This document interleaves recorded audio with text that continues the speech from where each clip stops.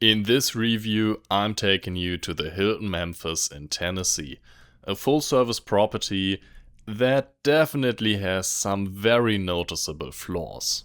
Interestingly, this hotel was actually cheaper than a nearby Hampton when I booked it, which caught my attention at first, but after spending a night there, it quickly became clear why. The hotel itself is actually quite interesting in terms of architecture. It consists of a large but low base building, including the lobby, the entrance, and some conference rooms, combined with a tall tower that rises to 27 floors where all the guest rooms are located.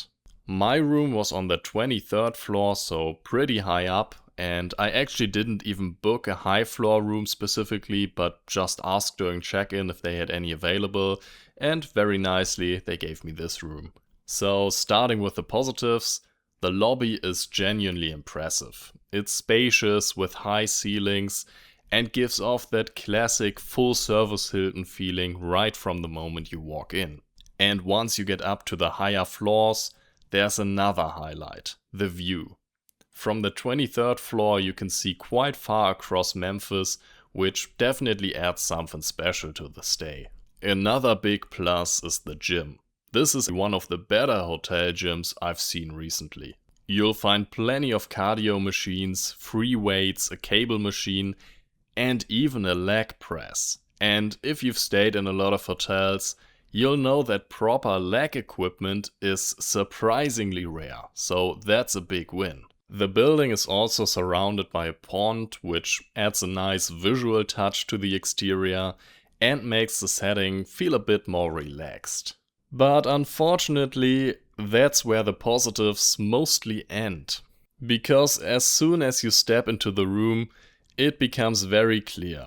This hotel is seriously showing its age. Technically, everything you expect from a Hilton is there. But the condition is the real issue.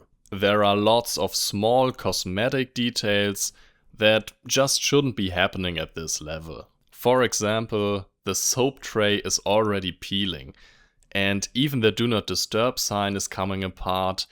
These are things that could be replaced at minimal cost, yet they haven't been addressed. But as I said, those are just cosmetic issues, so not really a big deal. Then there are functional issues. My room door didn't properly close unless I actually kicked it or threw myself against the door, so clearly something is misaligned there. And the soap holder in the shower was loose and wobbly. Beyond that, there are some structural signs of aging.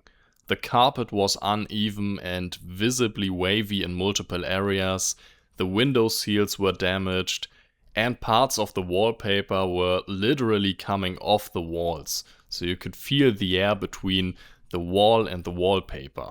But the biggest shock for me was the stairwell. Now, to be fair, in the US, stairwells in hotels are usually just emergency exits and not really designed for daily use, but this one was on another level. It honestly looked like what I'd expect from an abandoned Detroit parking garage, with peeling paint, dirt, and an overall neglected feel. So from the atmosphere, if there was a homeless person sleeping there, I wouldn't even have been surprised.